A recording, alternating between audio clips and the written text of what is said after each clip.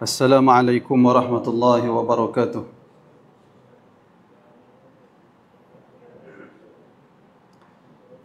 Alhamdulillahi rabbil alamin wa sallallahu wa sallam wa baraka ala abdihi wa rasulihi nabiyyina Muhammad wa ala alihi wa sahbihi ajma'in, amma ba'd. Ini saya jawab soalan yang minggu lepas, iaitu pertama berkaitan dengan ganjaran yang lebih besar bagi seseorang yang menunaikan salat bersama jemaah yang lebih ramai berbanding jemaah yang lebih kecil. Sabit di dalam hadis yang menunjukkan pahala bertambah bagi salat sunat dan fardu berdasarkan bilangan jemaah yang ramai. Maksudnya kalau sesuatu masjid lagi ramai jemaah dia, maka lagi banyak pahala yang diperolehi.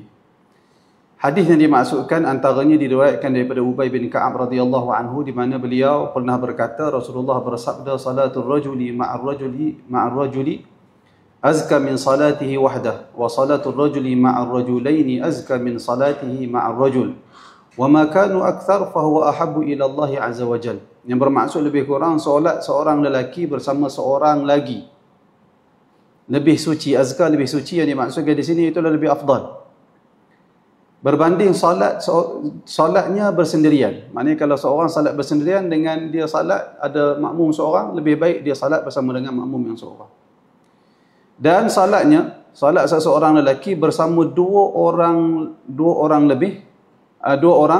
makmum lebih suci, yakni lebih afdal berbanding salatnya bersama seorang makmum. Dan makin ramai mereka yang salat bersamanya, yakni makin ramai makmum, maka itu lebih disukai oleh Allah Azza wa Jal. Hadis ini diriwayatkan oleh Al-Imam Abu Dawud di dalam kitab Sunan beliau, demikian juga An-Nasa'i di dalam kitab Sunan, dan hadis ini dinilai hasan oleh Syekh Muhammad Nasiruddin Al-Albani. Demikian juga berdasarkan riwayat daripada Al-Bazzar dan At-Tabrani daripada Qabath ibnu Ashyam Al-Laythi, sahabat Nabi, yang berkata bahawa Nabi SAW bersabda, salatul rajulaini ya ummu ahaduhuma sahibah azka indallahi min salati arba'ati tatra wa salatu arba'ati azka indallah min salati thamaniyatin tatra wa salata thamaniyah ya ummuhum ahaduhum azka indallah min salati mi'ata tatra.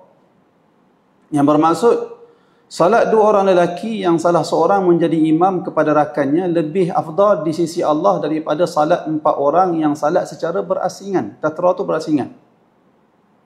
Dan salat 4 orang yang berjamaah lebih afdal di sisi Allah daripada salat 8 orang yang salat secara berasingan, bersendirian semua salat.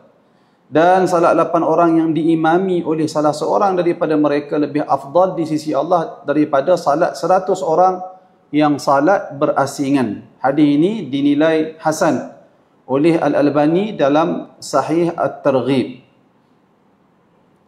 Jadi dua hadis ni antaranya menunjukkan jemaah yang lebih ramai lebih afdal berbanding masjid yang jemaah kurang.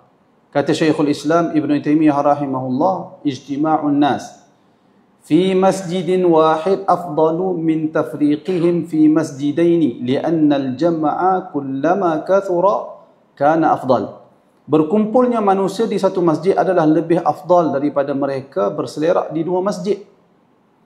Kerana sesuatu perhimpunan apabila ramai, maka lebih ramai itu lebih utama.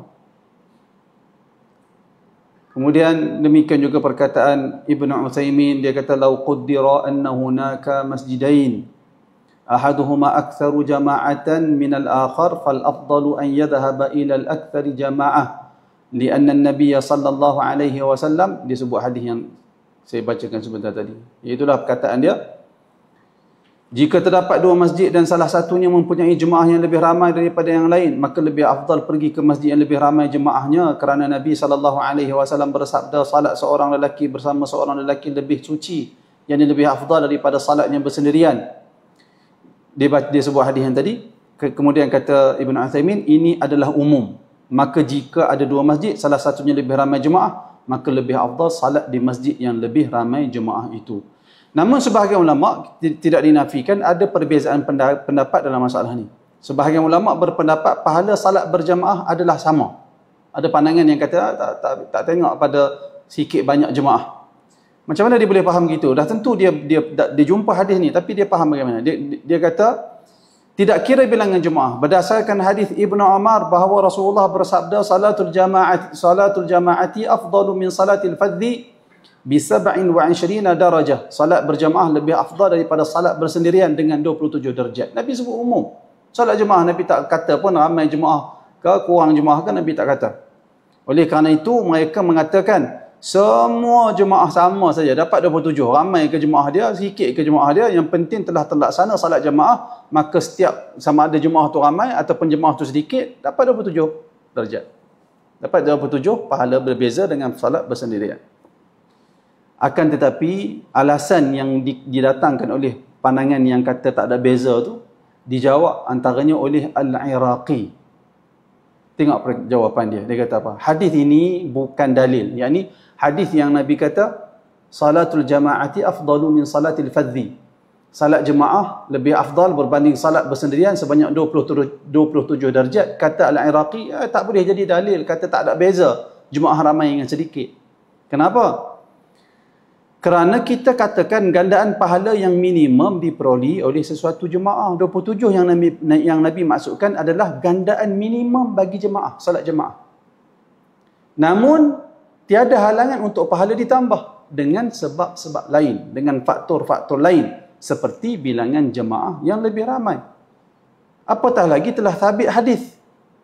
Telah sabit hadis yang Nabi sendiri mengatakan jemaah yang lebih ramai bilangannya ahabbu ilallah, lebih disukai oleh Allah.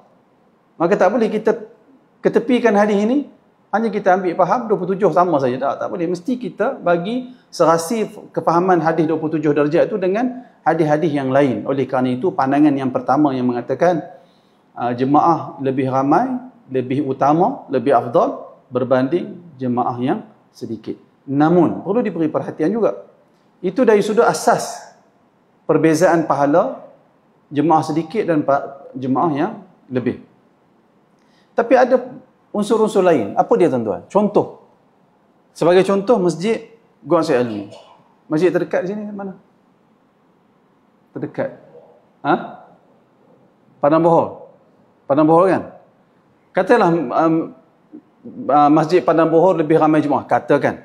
Disebabkan di sana orang lebih ramai. Tamannya apa semua dikelilingi oleh penempatan orang ramai. Katakan. Kita ada tanggungjawab lain. Apa dia? Tanggungjawab mengetahui keadaan berjiran dengan orang sekampung kita. Tuntutan kejiranan dengan orang sekampung dengan kita lebih berat, lebih besar ketuntutan berbanding kampung lain. Nampak tak?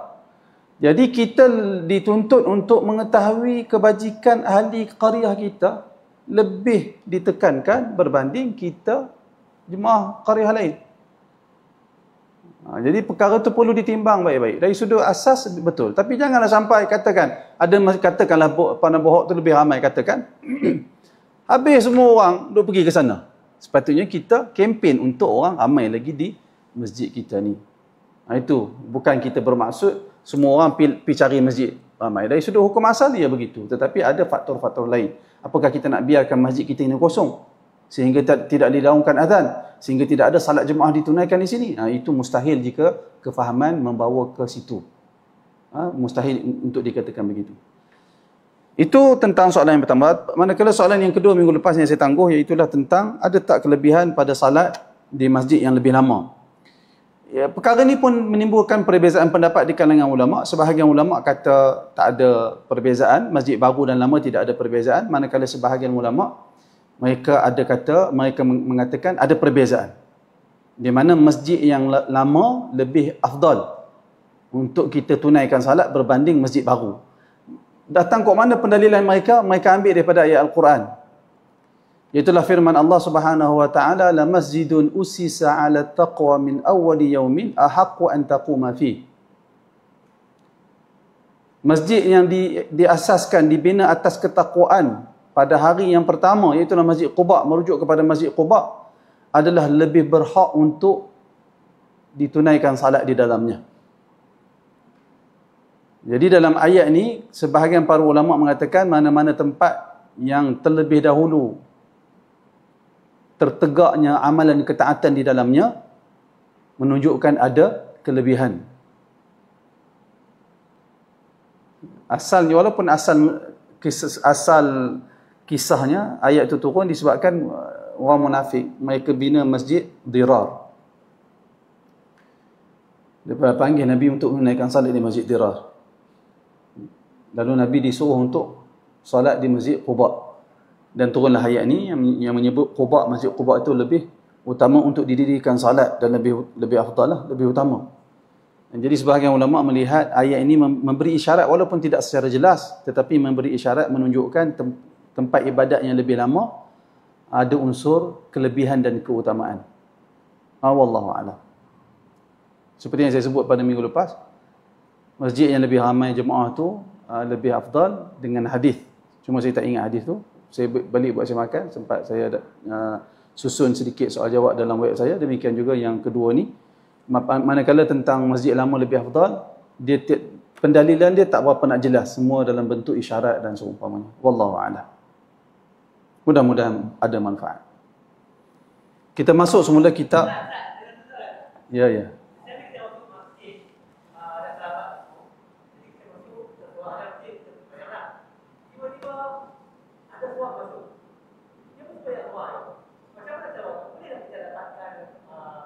Pahala Jumaat.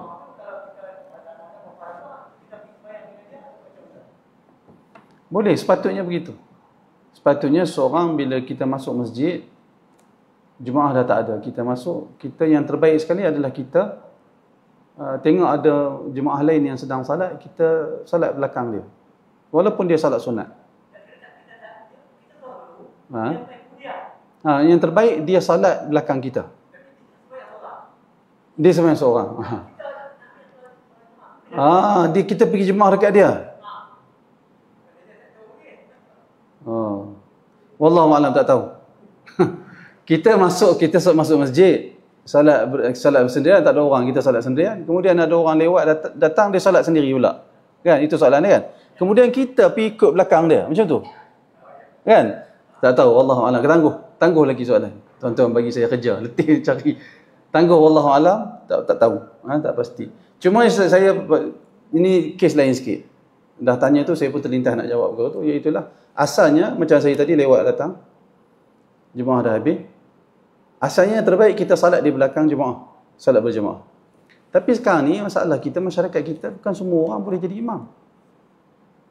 Kita duk ikut belakang orang, kita ganggu solat dia. Aduh, aku tak boleh lah, tak boleh jadi imam. Dia nak kuatkan suara pun dia tak berani, dia ketak lah apa semua. Kita ganggu solat orang. Sebab tu saya, kalau tak ada orang kenal, saya pun tak tahu dia boleh jadi imam ke, tak boleh jadi imam ke.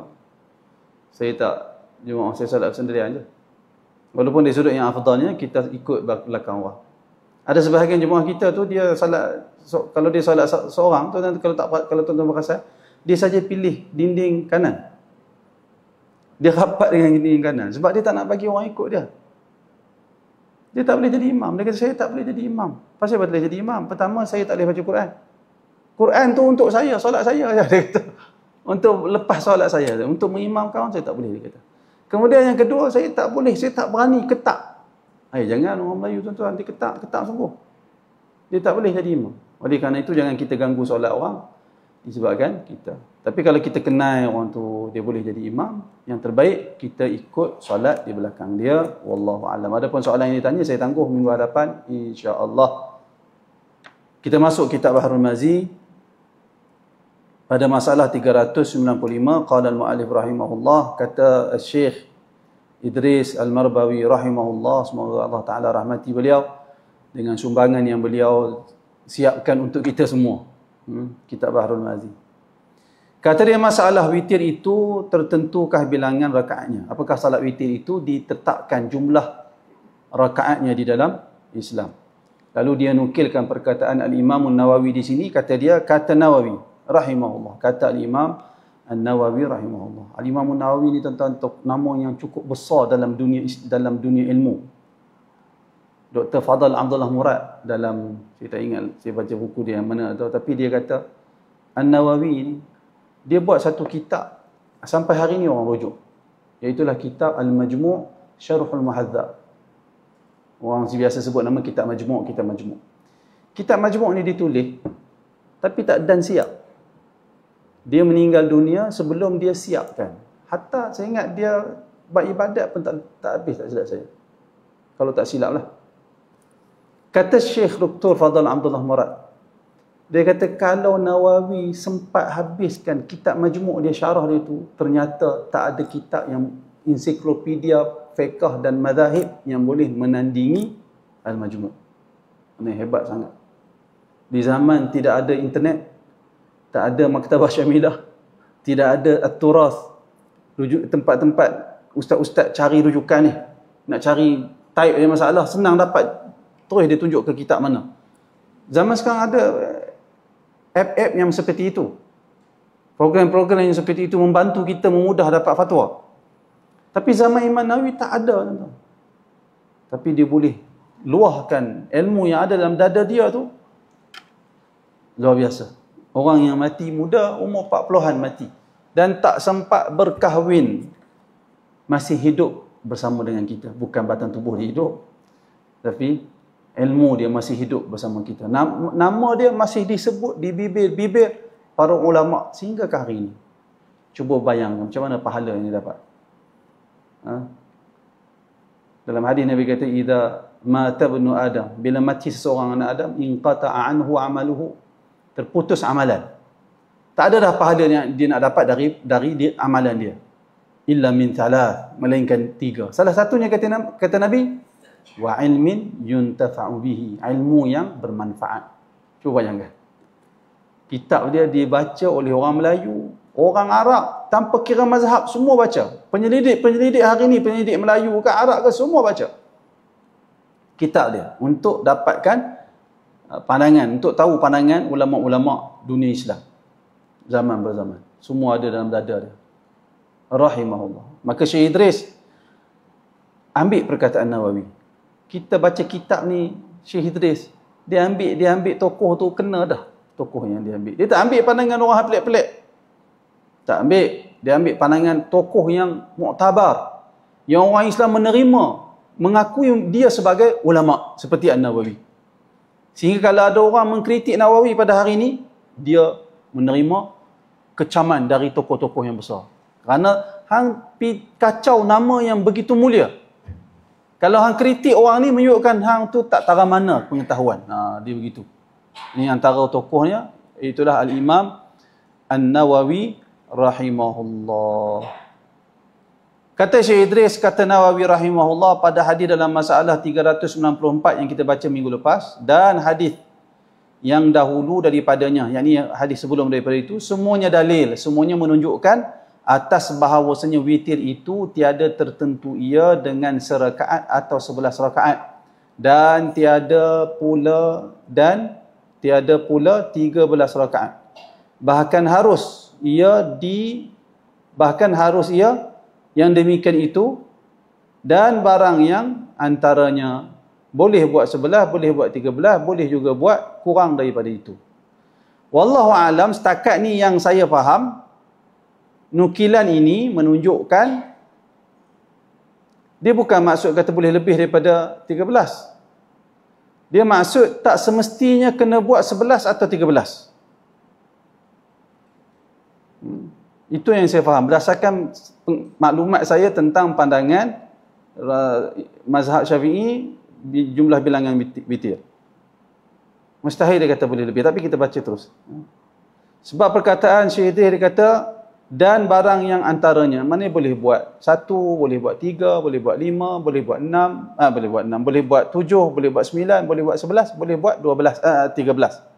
Berdasarkan nukilan Syekh Idris akan perkataan Al-Imam An-Nawawi.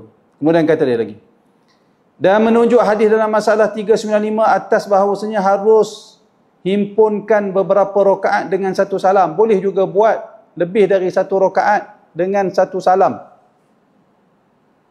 3 rakaat 1 salam, 5 rakaat 1 salam, 7 rakaat 1 salam, 9 rakaat witir 1 salam, 11 rakaat witir 1 salam, 13 rakaat witir 1 salam, boleh. Dan hadis yang menerangkan begini bagi menyatakan harus, boleh buat. Bukan dia sebut tentang afdal, boleh buat. Kalau buat macam tu sah tak solat witir? Sah. 11 rakaat 1 salam, sah. Dia 1 rakaat bangun buat rakaat kedua. Turun rakaat kedua, bangun pula buat rakaat kedua tanpa beri salam. Dan jika tidak, maka yang afdalnya 1 salam daripada tiap-tiap 2 rakaat. Kerana ialah yang masyhur daripada perbuatan Nabi SAW. Namun yang paling afdal ialah salat witir itu jika dibuat lebih dari 1 rakaat, maka yang paling afdal ialah dilakukan secara 2 rakaat 1 salam, 2 rakaat 1 salam, 2 rakaat 1 salam. Dan diakhiri dengan 1 rakaat. Itu yang afdal di sisi mazhab Syafi'i. Kerana ada pula ulama seperti Hanbali, dia kata witir itu paling afdal 3 rakaat 1 salam. Di sisi Hanbali, witir yang afdal 3 rakaat 1 salam. Di sisi Syafi'i, 3 rakaat yang afdal 2 salam. Kalau buat 1 salam, boleh, sah. Terlaksana witir.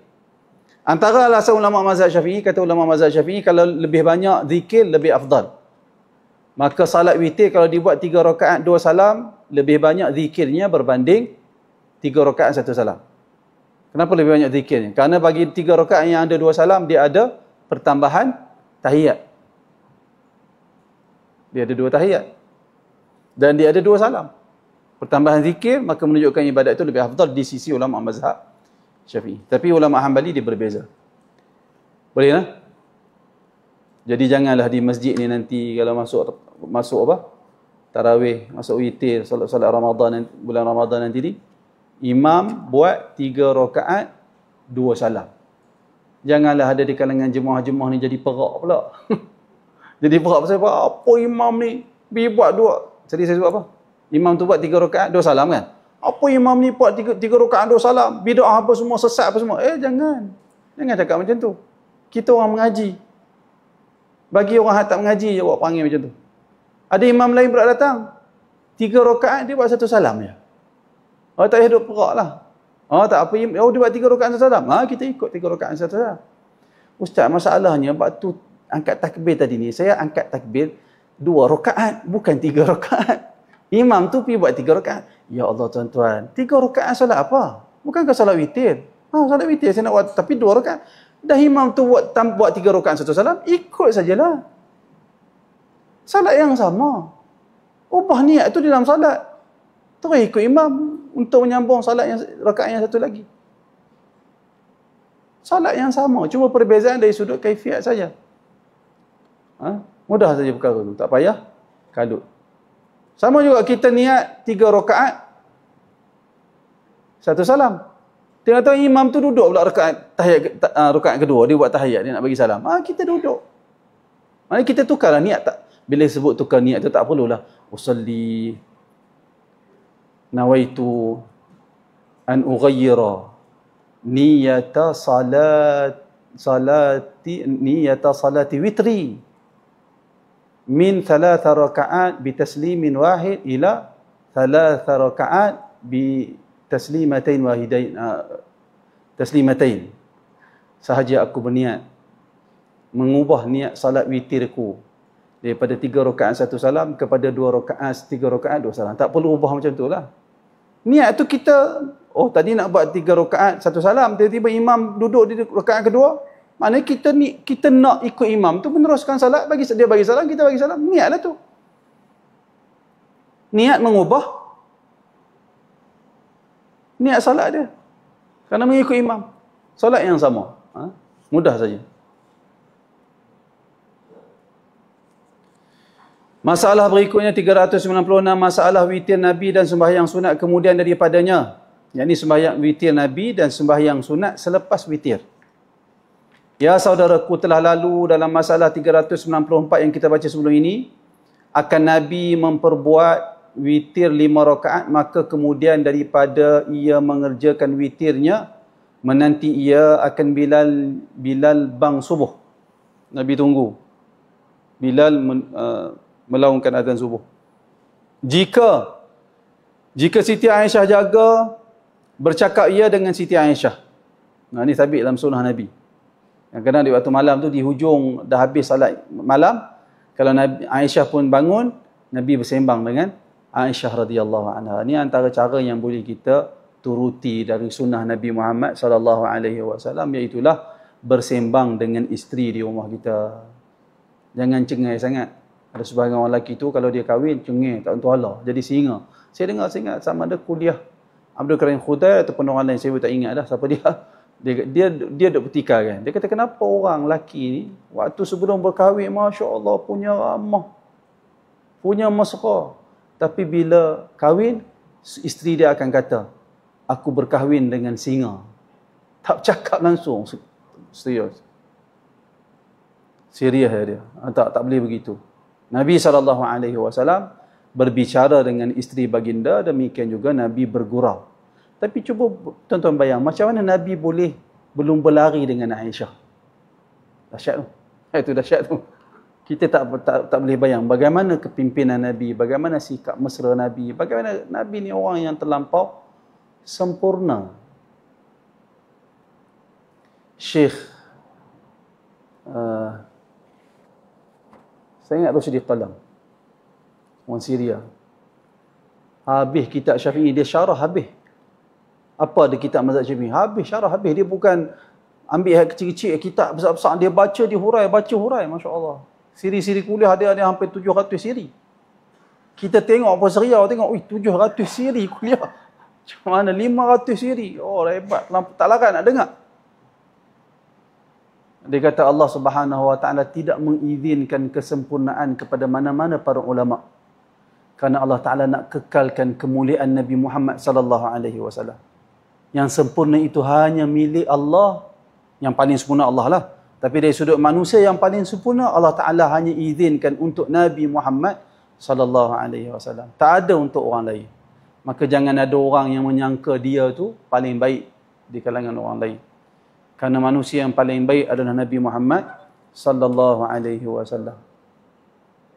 Dan satu benda lagi yang saya teringat nak kongsi dengan tuan-tuan, Nabi ni kadang-kadang waktu malam Nabi berjalan tanpa pakai kasut. Nabi jalan kaki kadang-kadang dengan isteri baginda. Ada satu kes Nabi jalan dengan isteri, tak ingat isteri mana. Lepas tu sahabat perhati. Lalu Nabi kata, Nabi sebut nama isteri baginda. Takut nanti ada buruk sangka mereka kepada Nabi. Nabi jalan dengan perempuan mana pula? Nabi kata, ini isteri aku. Jadi nak abang kata, kadang-kadang Nabi berjalan, tak pakai kasut, tengah malam hari, jalan dengan isteri. Boleh tuan-tuan nak try. Jalan atas jalan ni kan. Minita pergi belakang, tak pakai kasut, jalan. Saya dulu di pondok, tapi bukan malam hari. Mungkin sebahagian tuan-tuan kenal Ustaz Nikmat Yusof. Kenal? Ustaz Nikmat Yusof dulu, saya tak pernah nampak malam, tak pernah. Tapi saya biasa tengok, bukan biasa, kerap juga dia buat. Apa dia? Dia suka exercise, jalan. Di jalan, tak pakai kasut.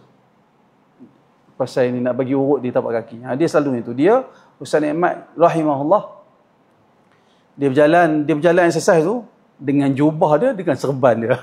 Ustaz Nikmat Yusof. Jalan laju. Waktu dia dah berumur dah waktu tu. Tapi dia masih jalan lagi. Ustaz Nikmat Yusof rahimahullah, Allah rahmati orang agama yang telah menyumbang kepada masyarakat. Dan Ustaz Nikmat, saya masih ingat dulu waktu di pondok, bila ada orang mari ke pondok kami ni, sebahagian orang dia nak cari tarikat, sebahagian orang. Saya tak tahu orang lain, tapi setahu saya semua kawan-kawan pelajar-pelajar yang lama-lama semua bagi tahu. Ustaz Nikmat bagi tahu, ustaz-ustaz di situ bagi tahu. Orang datang ke pondok tanya, ni yang di sini pakai tarikat apa? Ustaz Nikmat dia ajak, kami jawab apa? Tarikat kita tu zikir ma'thurat tu. Zikir al-ma'thurat. Memang di pondok kami ma'thurat memang setiap pagi petang. Setiap subuh dengan setiap asar. Saya hafal ma'thurat tu di sanalah. Tak ada tarikat lain. Tarikat kita adalah al-ma'thurat. Itulah yang disebut oleh Ustaz Nikmat. Ya. Itu yang disebut oleh Ustaz Nikmat. Tarikat kita al-ma'thurat. Tarikat kita al-ma'thurat. Maka kalau orang tanya kat kita, tarikat kita apa? Zikir Nabi. Al-ma'thurat. Al-ma'thurat yang disusun oleh Hasanul Banna, sebahagiannya ada lafaz-lafaz yang daif. Tapi yang penting, zikir dari Nabi. Tarikat kita adalah zikir-zikir dari Nabi Muhammad sallallahu alaihi wasallam, terutamanya zikir pagi dan petang. Itu tarikat kita. Zikir kita, zikir harian kita, wirid kita, wirid harian kita. Ada lagi zikir-zikir pagi petang yang tidak dimasukkan oleh Hasanul Banna dalam Ma'thurat. Tapi dikeluarkan ataupun didatangkan oleh ulama-ulama lain. Maka siapa nak panjang lagi, ambil. Bahkan ada lagi kitab-kitab zikir yang banyak yang boleh diamalkan, lebih daripada Ma'thurat. Boleh dijadikan wirid harian, tetapi semuanya datang dari zikir-zikir Nabi Muhammad sallallahu alaihi wasallam tanpa penetapan bilangan. Buat setakat mana yang kita nak, buat. Allahumma inni as'alukal jannah, Allahumma inni as'alukal jannah, Allahumma inni as'alukal jannah. Allahumma inni a'udzubika minan nar, Allahumma inni a'udzubika minan nar, Allahumma inni a'udzubika minan nar. Itu ada penetapan bilangan 3 kali. Sehingga dalam hadis, saya ingat Tirmizi menyebut siapa yang minta kepada Allah syurga 3 kali, syurga akan berkata kepada Allah, ya Allah, masukkanlah dia ke dalam syurga. Sesiapa yang membaca sehari, siapa yang membaca Allahumma inni a'udzubika minan nar, Allahumma inni a'udzubika minan nar, Allahumma inni a'udzubika minan nar 3 kali, neraka akan berkata kepada Allah, ya Allah, jauhkanlah orang ni daripada aku, dia tak mau sangat kat aku. Hadis yang sabit dari Nabi. Amalkan zikir Nabi. Ketepikan zikir-zikir selain daripada yang didatangkan oleh Nabi Muhammad sallallahu alaihi wasallam. Ada orang kata tak boleh pula. Zikir Nabi paling baik. Kalau nak amalkan zikir Nabi, tak larat nak kita amalkan. Kenapa kita tinggalkan sesuatu yang lebih baik, lalu kita cari benda-benda yang bukan kata tak baik, tetapi kenapa tinggalkan yang lebih baik? Itu cara fikir yang lurus. Cara fikir agama yang lurus. Daripada duduk pergi pada zikir-zikir yang hu apa semua dan seumpamanya. Orang ni kata boleh, orang tu kata tak boleh. Tinggalkan da'ma yaribuka ila ma la yaribu. Tinggalkan benda yang meragukan kamu. Ada ulama kata tak boleh zikir hu. Ada ulama kata boleh zikir hu. Bukan setakat hu. Ada ulama kata tak boleh. Zikir Allah, Allah, Allah tu pun ada ulama yang kata tak boleh. Kerana mereka kata tidak mufidah, tidak difahami maksud apa yang kamu kehendaki. Dia mesti ayat yang sempurna. Subhanallah. Baru kita faham. Oh, kamu nak puji Allah, Maha Suci Allah. Allahu Akbar. Semua zikir Nabi mesti dalam bentuk yang ayat yang sempurna. Difahami apa maksud dia yang kamu kehendaki. Allah Maha Besar. Segala puji milik Allah. Ya Dzal Jalali wal Ikram. Wahai Tuhan yang memiliki keagungan dan kemuliaan. Lafaz yang jelas. Ada sebahagian ulama kata boleh. Ada sebahagian ulama kata tak boleh. Dalam hadis Nabi kata, da'ma yaribuka ila ma la yaribuka. Tinggalkan benda yang meragukan kamu. Buat benda yang tidak meragukan kamu. Sekarang ni amalkan zikir Nabi. Ada ulama kata tak boleh? Semua ulama kata boleh. Pegang kita dengan sunnah Nabi Muhammad sallallahu alaihi wasallam. Kemudian berikutnya, Nabi bersembang dengan Aisyah. Dan jika tidak tidur, menyingging. Betul? Menyingging. Menyingging ia menanti. Dan jika tidak tidur, betul ke menyingging? Menyingging ia menanti bang itu. Betul? Menanti bang.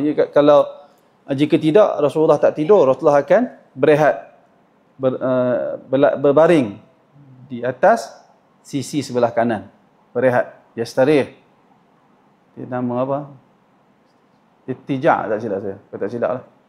Berbaring seketika sementara menunggu azan subuh. Kata Siti Aisyah, fa idza adzana al-muadzinu qama fa shalla rak'ataini khafifatain, yang bermaksud maka apabila bang oleh tukang bang, yakni Bilal ibn Rabah.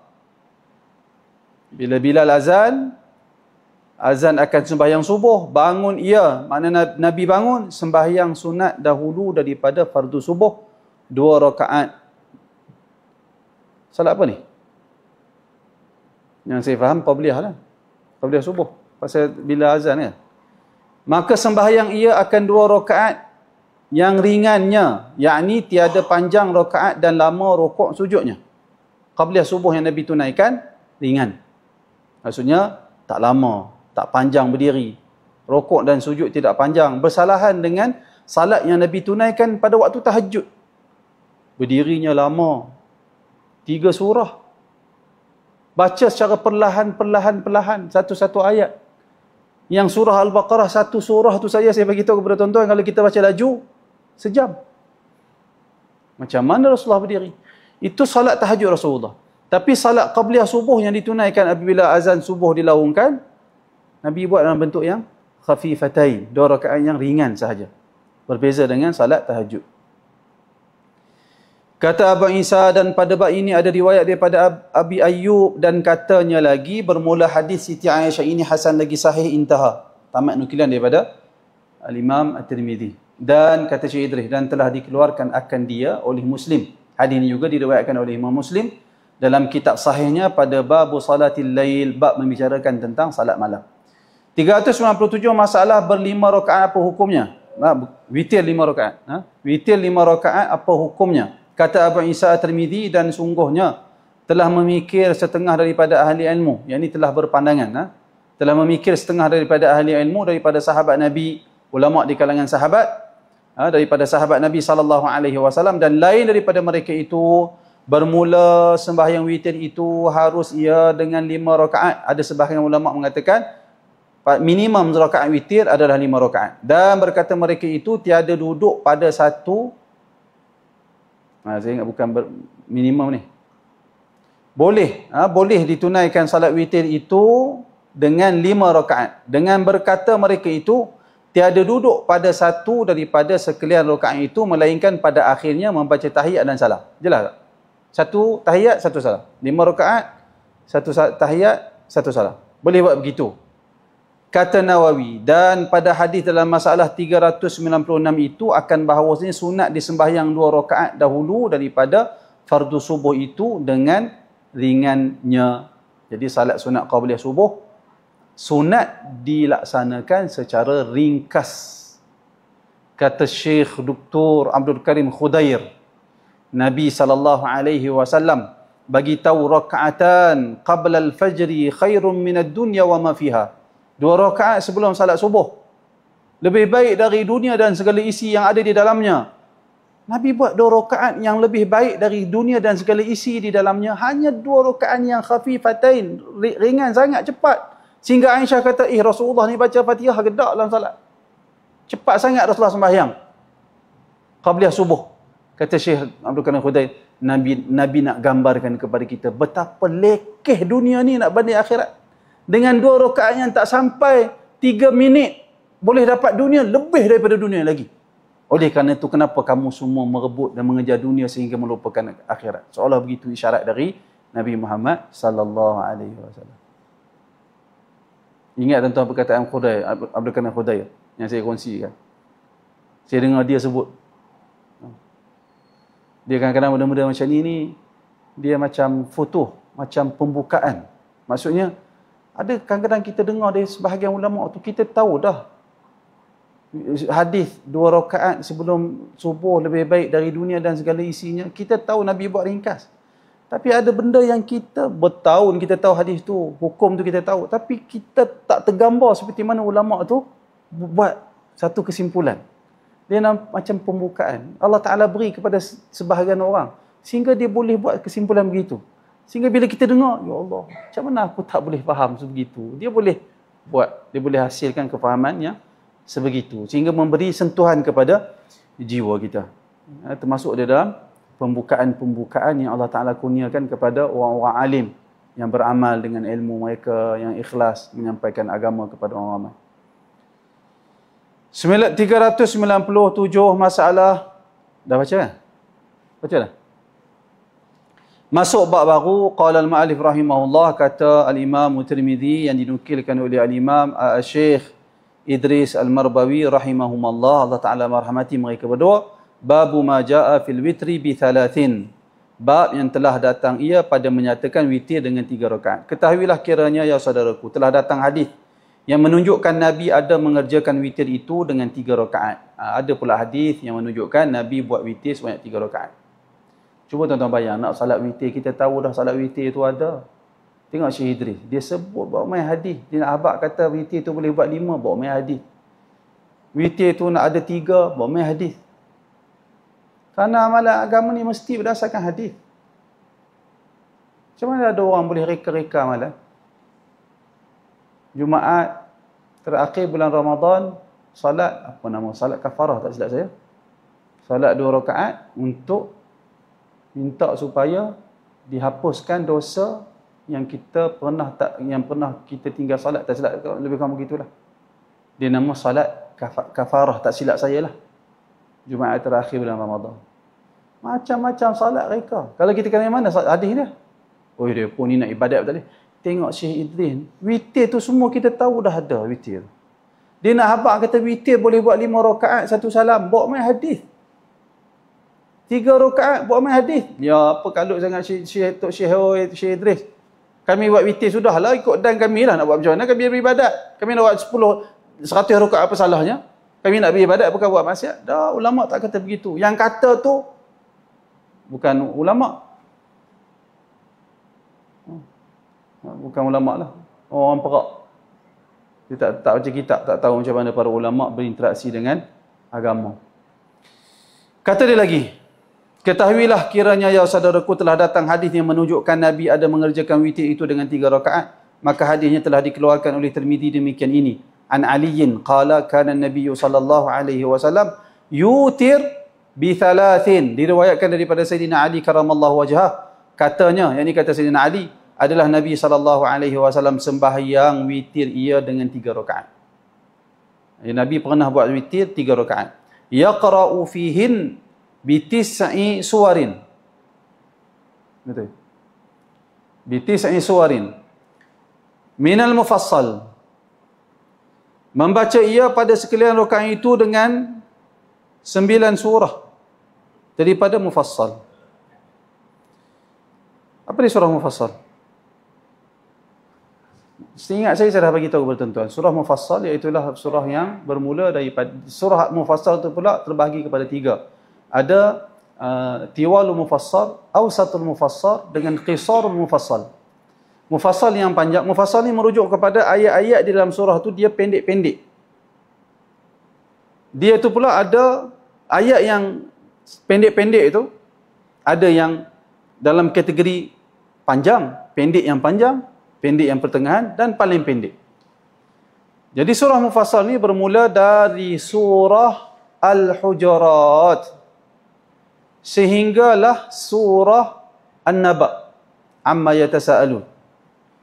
Surah Al-Hujurat sehingga surah An-Naba masuk dalam kategori Tiwalul Mufassal. Surah yang pendek tapi dalam kategori panjang. Pada kategori dia panjang. Hujurat sampai An-Naba, amma yatasaalun. Hujurat iaitulah apa dia? Ya ayyuhalladzina amanu la tuqaddimu baina yadayillahi wa rasulih sehingga ke akhir.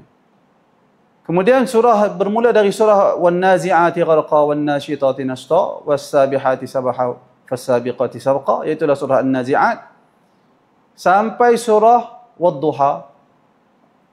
Sampai surah Wad-Duha dia masuk dalam kategori Awsatul Mufassal. Surah Mufassal yang pertengahan. Surah Asy-Syarh ataupun Insyirah sehinggalah surah An-Nas masuk dalam kategori Qisarul Mufassal. Surah yang paling pendek dalam kategorinya. Itu surah Mufassal. Maka Nabi SAW dalam riwayat Aisyah ini, Nabi menunaikan salat witir 5 rakaat, baginda membaca 9 surah Mufassal. 9 surah Mufassal. Kita berhenti seketika untuk azan.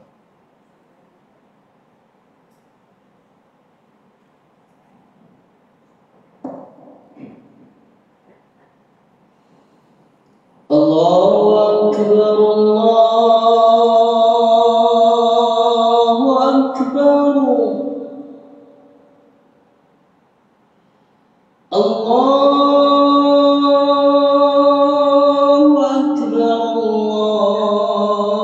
Allahu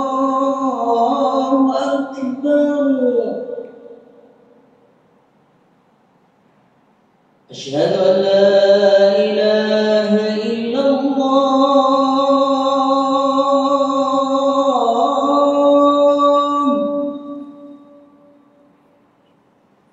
أشهد أن لا إله إلا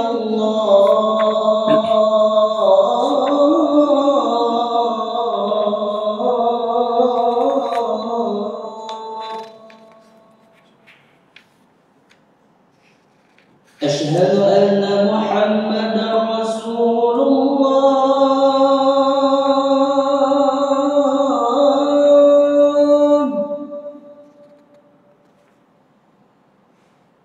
أشهد أن محمدا رسول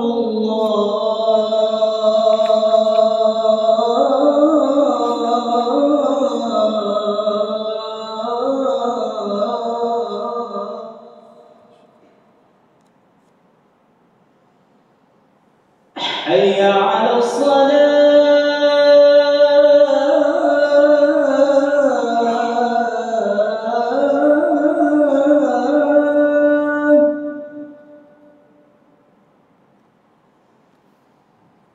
حي على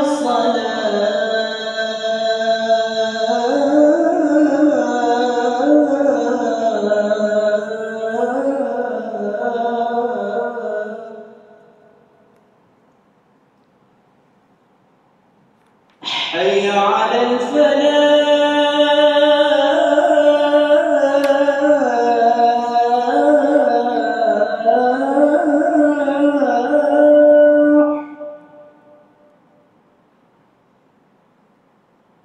حي على الفلاح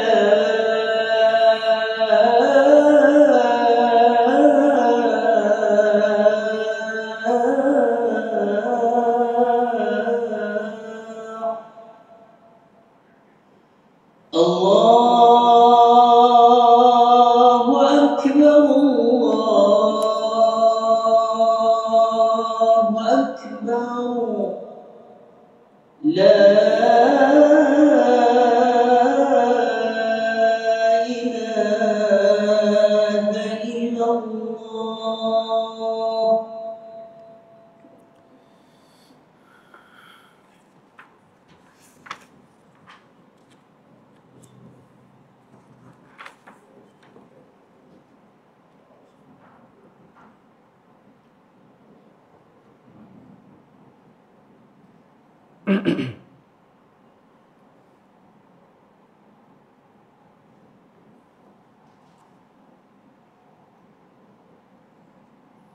Yaqra'u fi kulli rak'atin bi thalathi suwarin. Membaca ia, yakni Nabi SAW membaca pada sekalian rakaatnya dengan 3 surah.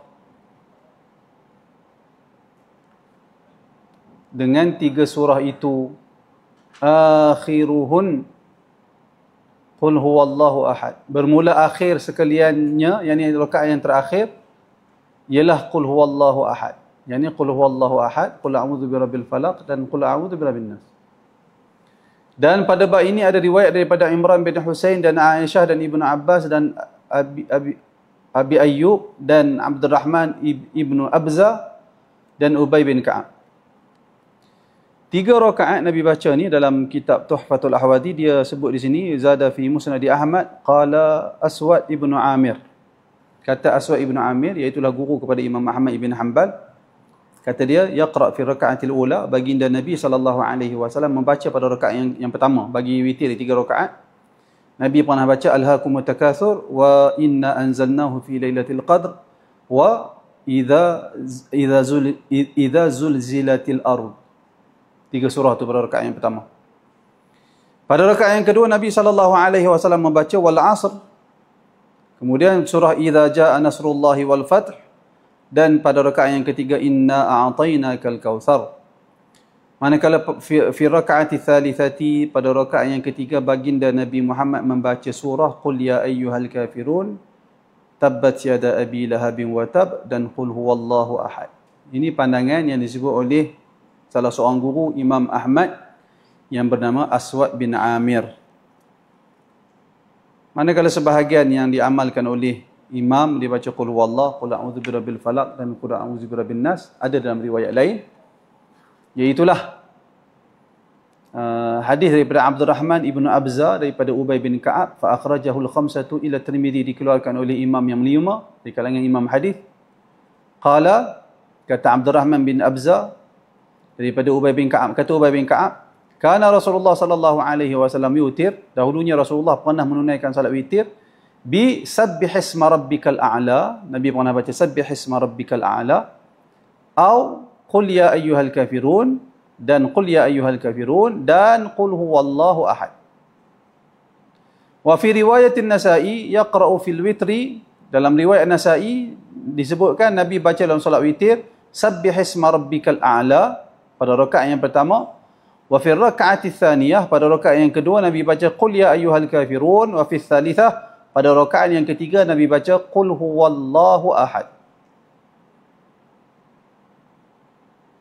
Nabi baca. Semua tu Nabi pernah baca.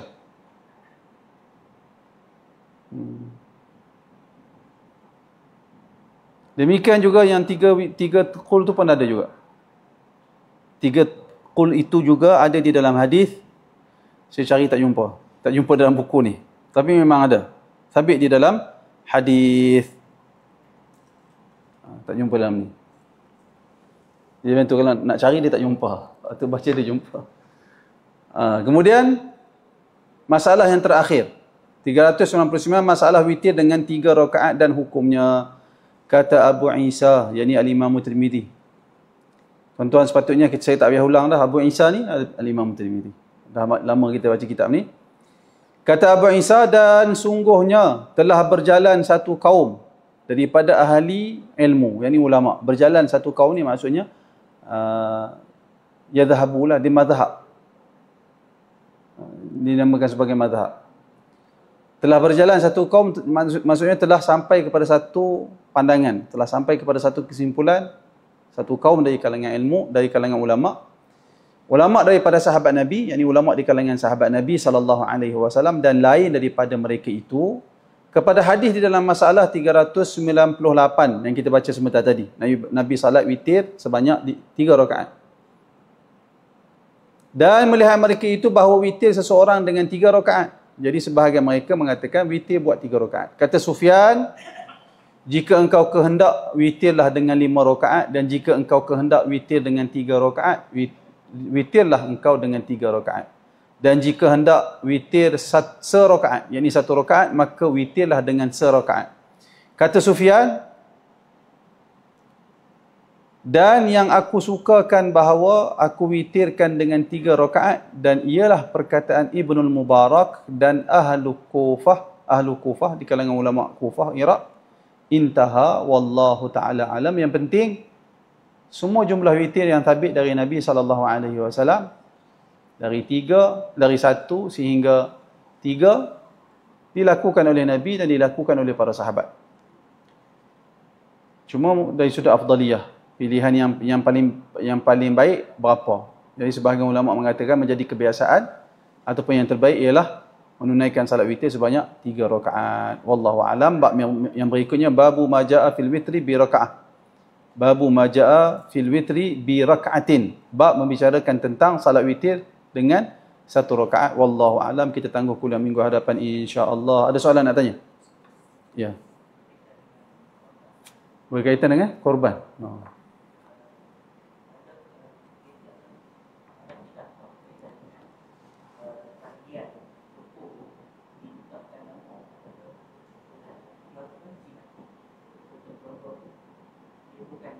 Dia korban untuk orang mati.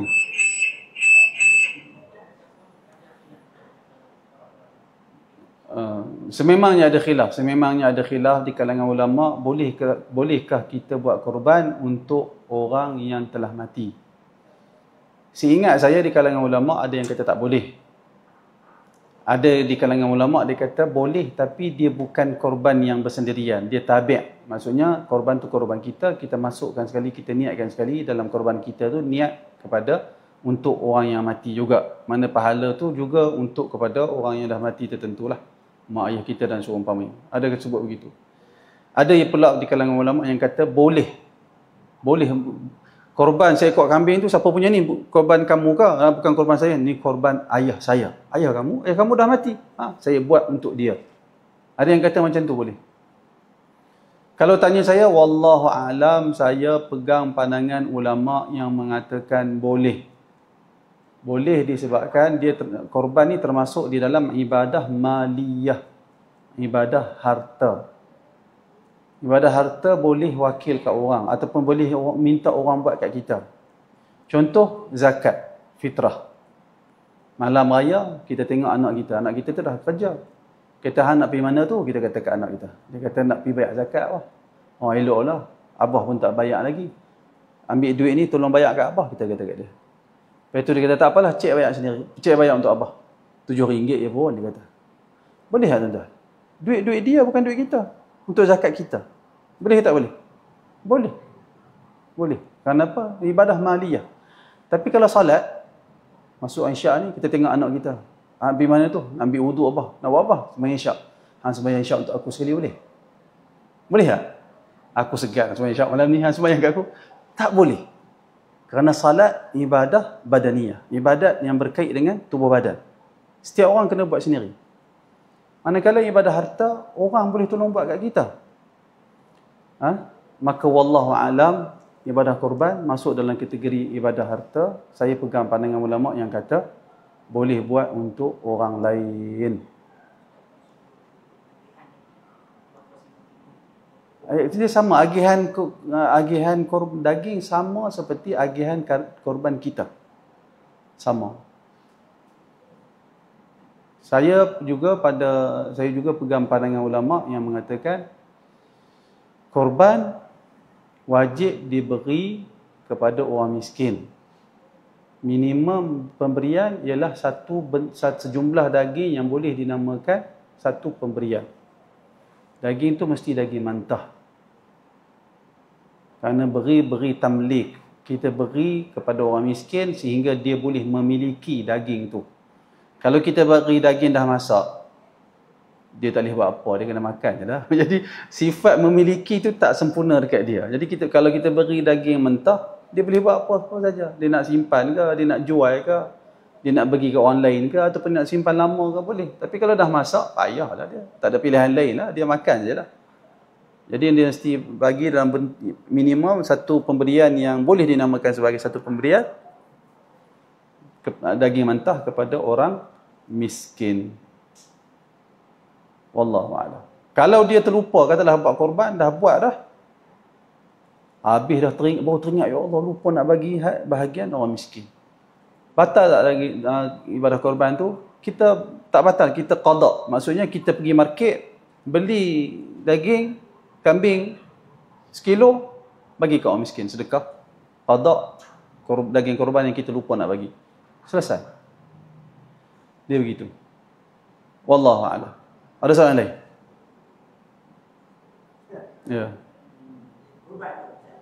Ya.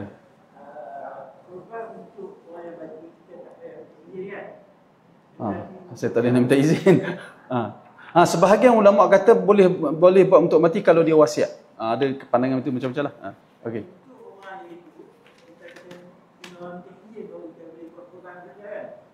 Katakanlah mak malam tahu tapi anak belum, tapi ada jinak-jinak, tapi dia yang makan mak, macam mana berubah dia yang berubah untuk mak, ada bagi untuk mak, adakah dibolehkan? Adakah dibolehkan? Boleh. Anak tak Islam, anak non-Muslim, dia nak buat korban untuk mak dia. Korban mak dia. Dia bagi duit, dia bagi duit, boleh. Kita terima duit itu daripada anak kita. Jadi duit kita. Kemudian kita tolong pergi carilah siapa mana orang masjid itu, anak dia pun buat. Pak Haji, Pak Imam. Anak dia itu tak Islam. Mai jumpa kita. Tolong buat ni korban mak saya punya. Boleh. Korban mak dia wakilkan kepada anak dia. Jangan anak dia sembelih sudah. Pasal sembelih non-Muslim tidak sah. Boleh. Tak ada masalah. Jadi bermakna kalau seorang suami yang tidak berkemampuan, dan isterinya berkemampuan, maknanya isteri boleh bagi duit untuk suami ni untuk kedua korban. Boleh. So, isteri apa tadi? Suami tak ada duit, isteri ada duit, lalu isteri bagi duit kepada suami untuk dibuat korban, boleh, tak ada masalah. Kalau isteri ada duit sikit, suami ada duit sikit, harga satu bahagian lembu 900. Seorang nak keluar 900 tahun tu, banyak sangat ni kata. Tak mampulah. Macam mana? Disembang dengan isteri dia, kita buat keluar seorang setengah, mau? 400 setengah suami, 400 setengah isteri. Buat korban. Boleh? Saya tanya kat tuan-tuan. Boleh? Boleh tak? Boleh? Boleh ke tak boleh? Kalau boleh, korban tu korban siapa? Tak, korban tu korban siapa? Korban suami dan isteri. Boleh jadi korban suami dan isteri. Seekor kambing, satu bahagian lembu, 1/7 bahagian lembu, korban seorang. Dia tak jadi 2 orang. Maka dia salah satulah sama ada korban tu korban suami ataupun isteri. Kalau korban suami, isteri tu bagi 400 setengah kerana membantu suami melaksanakan korban. Korban suami, bukan korban dia. Dia macam itulah. Kalau korban dua-dua, tak jadi korban lah. Ini ibadat Nabi yang telah tetapkan seekor lembu 7 bahagian. Boleh dikongsi 7. Seekor unta hanya boleh dikongsi 7 orang. Nabi tak kata 8 orang. Seekor kambing untuk seorang. Kita buat 2 orang, mana boleh itu tak jadi korban. Dia mesti seorang sahaja. Wallahu a'lam. Boleh nak? Ya. Dalam majlis korban, Ya. kita disunatkan untuk hadir untuk melihat korban. Ya. Macam mana pula? Kalau kita hadir itu, kita ada satu bahagiannya. Boleh tak kita mengarahkan si penyembelih itu? Dulu menyiapkan korban tadi, aku nak korban begini juga untuk ahli korban itu. Tapi ada nak, dia ada nak bagi lagi. Mana boleh? Tak boleh. Itu menyusahkan tukang sembelih korban. Seorang kata tolong niatkan untuk aku dan keluarga aku. Tu dia. Demam dah tukang sembelih tu. Lepas tu orang kedua ambil pula. Untuk aku sama dan keluarga aku juga. Macam mana dia nak sebut? Tukang sembelih korban ni peranan dia apa? Nak bagi korban tu mati. Itu saja dia sembelih. Dia sembelih ialah niat dia sembelih lembu ni untuk orang-orang yang buat korban tu. Mereka tu kena niat sendiri lah. Mereka yang kena korban. Niat. Dia boleh, apa salahnya kalau dia tengok tu waktu orang tu nak sembelih dia kata Allah, dia kata Allahumma hadza adhiyati wahai Rasul, ya Allah, inilah korban aku dan korban ahli keluarga aku. Dia sebut waktu dia. Kita cakap waktu tu apa salahnya? Waktu orang nak sembelih tu. Dah bukan kita yang sembelih kan. Orang yang sembelih seekor lembu, satu bahagiannya bahagian korban kita. Maka ketika orang tu sembelih, ya Allah, terimalah korbanku dan korban ahli keluargaku. Inilah korbanku dan korban ahli keluargaku. Itulah. Ya Allah, terimalah korban daripada kami. Begitu. Wallahu a'lam. Boleh nak? Saya ingat sekadar itu saja. Mudah-mudahan ada manfaat untuk kita semua. Aqulu qawli hadha wa astaghfirullahal azim li wa lakum. Assalamualaikum warahmatullahi wabarakatuh.